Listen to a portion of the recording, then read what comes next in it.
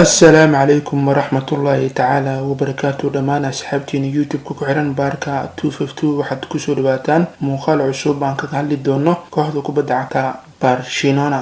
hadda channelka Barca 252 ku cusub tahay subscribe saare si ku soo gaaraan muuqaalada soo socda. muuqaalkan share dhaha maasilin soo dhawaada saaxiibayaal. haddii aan ku bilowno barnaamijkeena caawa waxaan ugu hadli doonaa kooxda kubadda cagta Barcelona.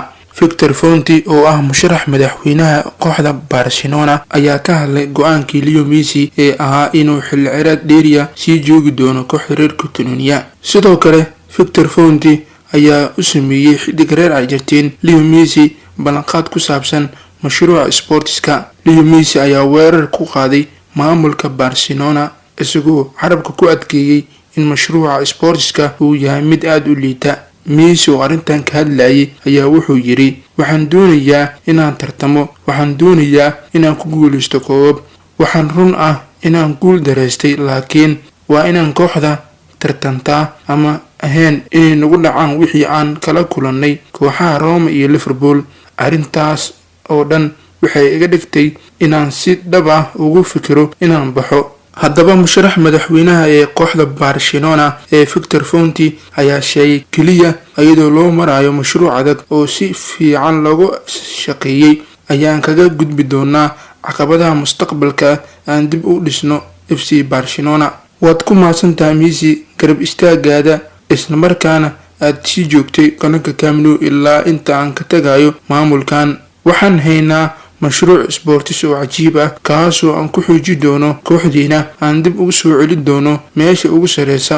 mashruucayga doorashada waxaan ku jiri doonaa haliyey Barcelona oo noqon doono agaasimaha sportiska kaasoo noo sameyn doono qandaraasyada.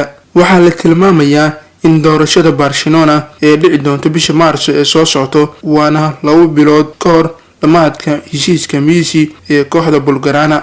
qodobka ugu dambeeyo aan caawa ku soo qaadan doono wararka ku saabsan kooxda kubadda cagta Barcelona. wararka ka imaanaya dalka Holland ayaa sheegaya in xidigaha xulka qaranka Holland Georginio Wijnaldum iyo Memphis Depay ay ku dhow yihiin in ay ku biiraan kooxda reer Spain ee Barcelona. wargeyska Mundo Deportivo ayaa sheegaya in labada xidig ay ku dhow yihiin inay ku biiraan kooxda Bulgarana, laakiin kooxda Barca ayaa marka hore ku qasban inay xidiga iska iibiso ka hor intaysan dhameystirin labada xidig Georginio Wijnaldum iyo Memphis Depay. Barcelona ayaa haataba heshiis shakhsi ah la gaadhay labada xidig, laakiin sugayso inay iska iibiso xidigaha kooxda ka hor intaysan dhameystirin saxiixooda.